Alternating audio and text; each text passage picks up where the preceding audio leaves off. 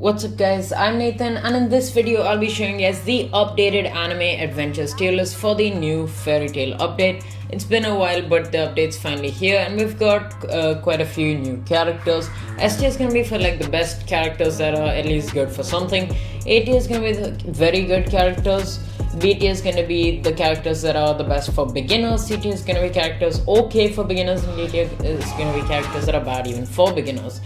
So then first up we have one of the new secret units, at least when you evolve her. I actually forgot to put in the evolved, so the mythic is basically just gonna count as that because anyways the mythical version of Luffy, I mean not Luffy, what the heck, Lucy actually does not attack. So you're gonna have to evolve her, which is kind of tricky. You're gonna need a bunch of these celestial shards to buy these keys from her, and then it's a very interesting character. Basically she's going to be summoning characters with insane amounts of HP, and they're going to be actually additionally along with their HP they're actually going to be attacking with essentially infinite range.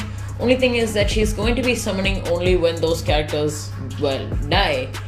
So those characters do have reasonably good AoE. But I'm just gonna go and put her in top 8 tier. I don't really think she's gonna be meta in any way, though she is definitely a pretty interesting character.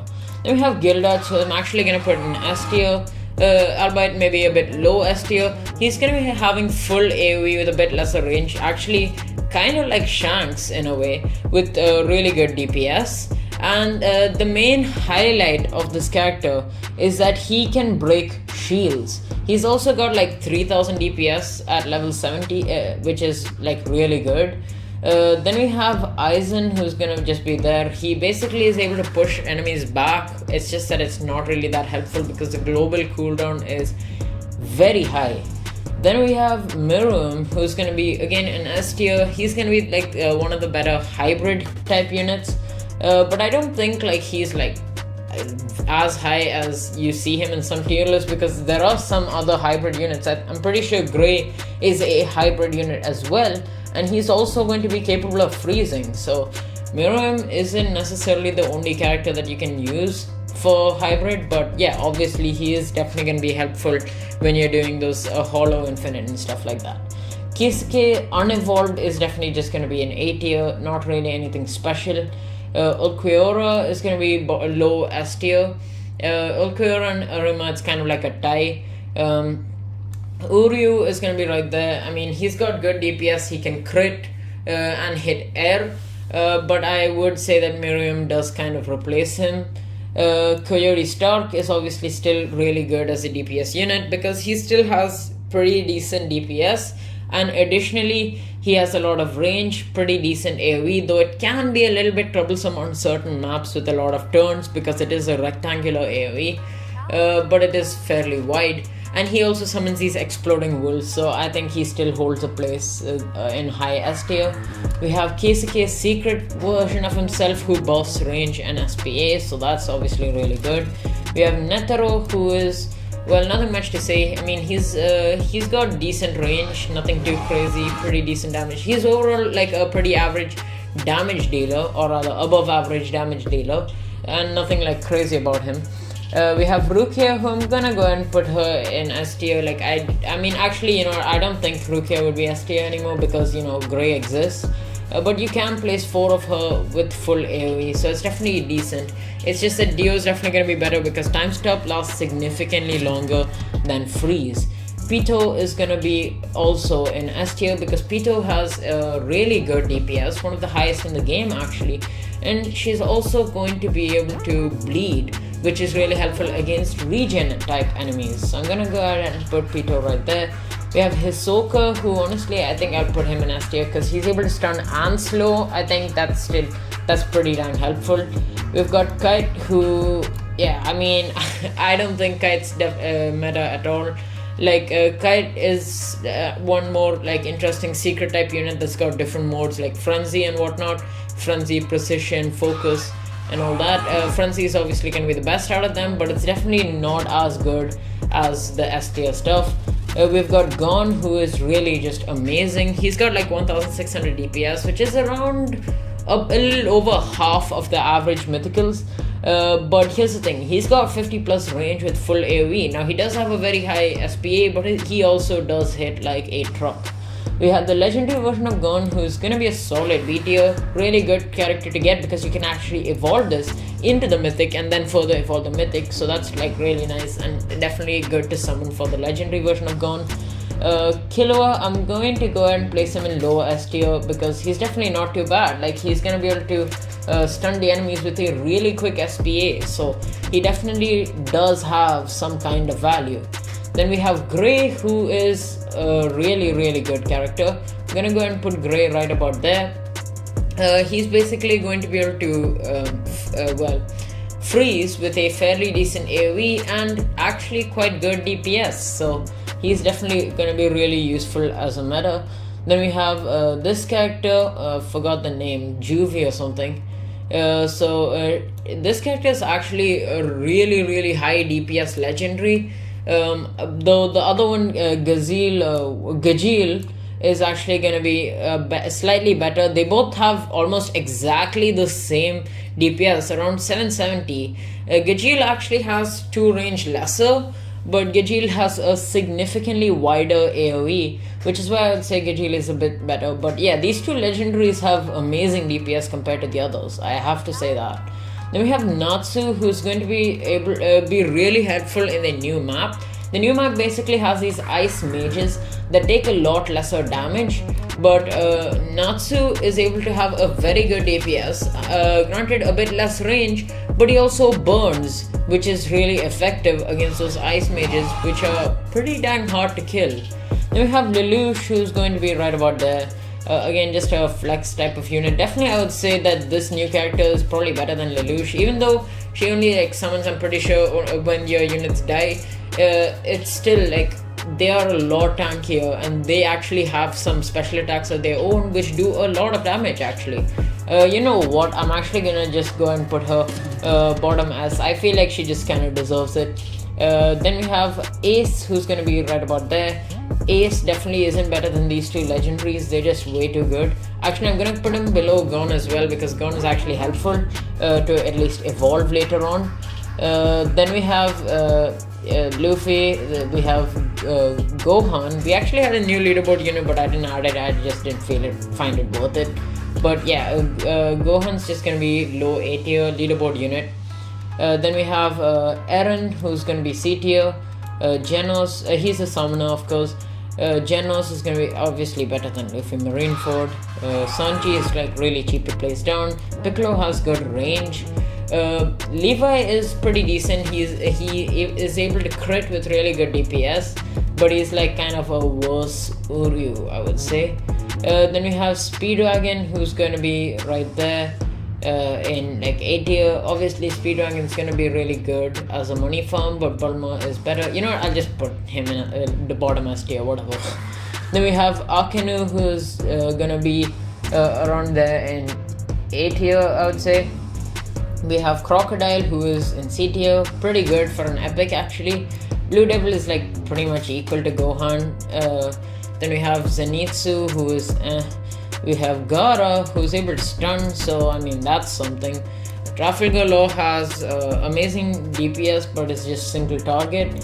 Then we have this dude, Erwin, who is actually again one of the best characters in the game. He's gonna be right like literally towards the top, just because of the fact that these buff units, they are never gonna get outdated because, well, they buff. The thing is, all these other units, they are eventually gonna get outdated because the damage is gonna keep scaling higher, but buff is the most helpful in the long run, and it's just gonna be the best investment to make. Then we have Whitebeard, who's gonna be like somewhere around here. I mean, Whitebeard is able to push back the enemies, but I mean it's manual, so I'll just go ahead and put him right there. Then we have Blackbeard, who is once again really good. I'll keep him right about there. Blackbeard is gonna be able to like what do you say, curse the enemies and make them take more damage, but it isn't a permanent effect unlike the other 2 buffs. Still, of course, really helpful. Then we have Goku Black, who's gonna be right about there. Pretty I mean, he does have good AoE but really bad DPS. Mihawk, good range but bad AoE. Sakura is going to be right there. She's actually going to be able to buff for 10%, which is not too bad. Then we have Giorno, used to be amazing, still is okay, but there are definitely better options. I'm gonna demote Goku Blue to just top C tier because, I mean, don't get this character. Like, these top 3 legendaries in B tier are what you should actually go for. I'm actually even gonna demote Giorno down. Then we have, what do you say, Josuke. Josuke can probably be like right about there because he is able to stun, but it is only single target. We have All Might. I mean, this is not really ordered. You can't really order meta units. It's just that I'm giving more priority to those that are probably like a little bit more useful. But yeah, All Might can sit around there. Then we have Hollow Ichigo, who is kind of mid. He's gonna be right about there. Then we have Grimjaw, who I would say deserves a B tier, just because he does have really good DPS. Then we have Rengoku's Evolution, who I would say is a very solid A tier. Then we have Akaza Destruction. I'm just gonna put them around the same spot. We have Frieza, who's gonna be D tier. This dude, Todoroki, is able to slow them down, the enemies down, as well as freeze them, so that's actually pretty helpful. We have Broly, who's going to be right about there. Broly is obviously better than Akenu.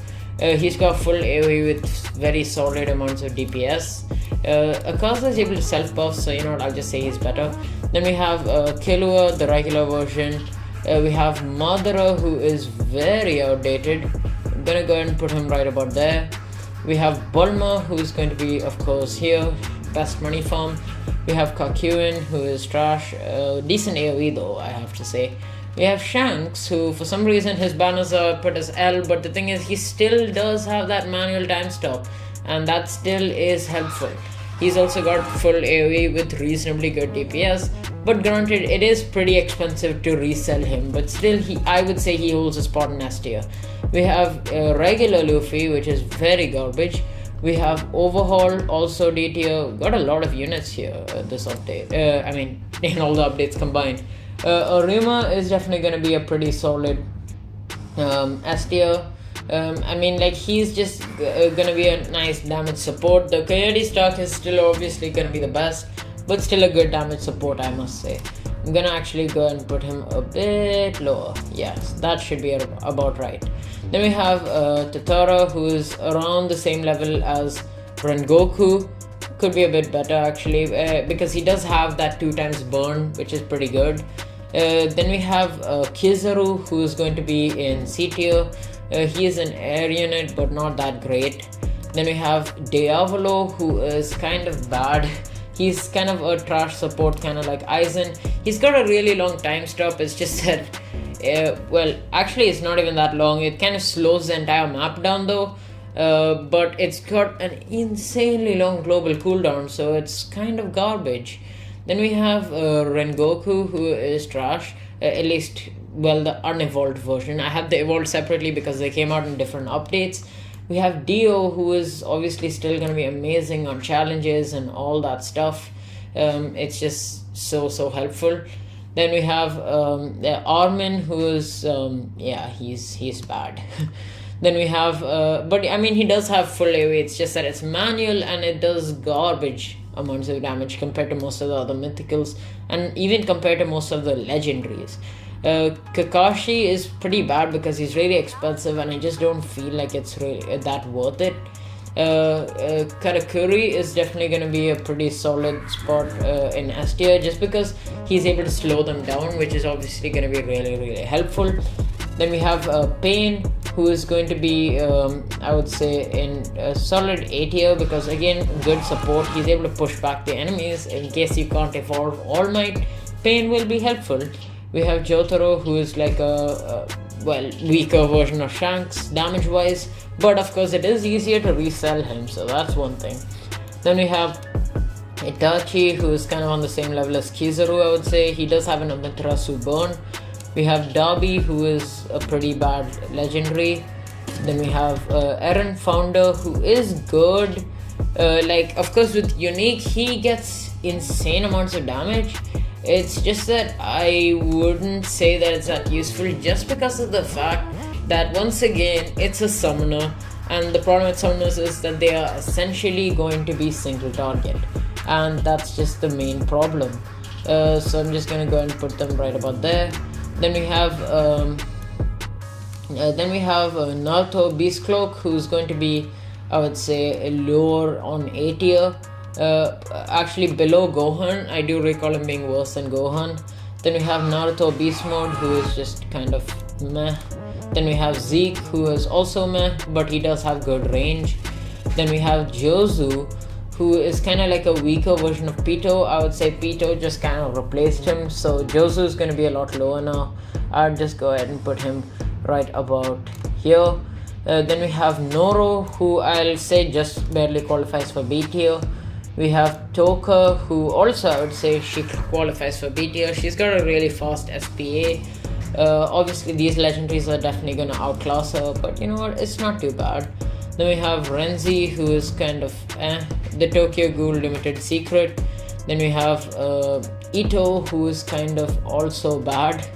Gonna go ahead and put Ito.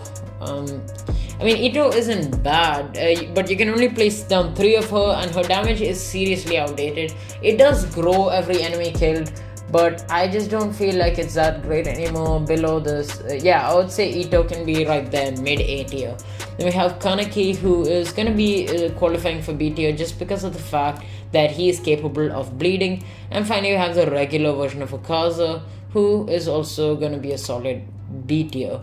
So yeah, that's pretty much it for this video. So thank you guys for watching. Make sure to like and subscribe if you haven't already, and if there's anything you disagree with, let me know in the comments, and I'll be posting a poll regarding it, and I'll catch you guys in the next video. See ya.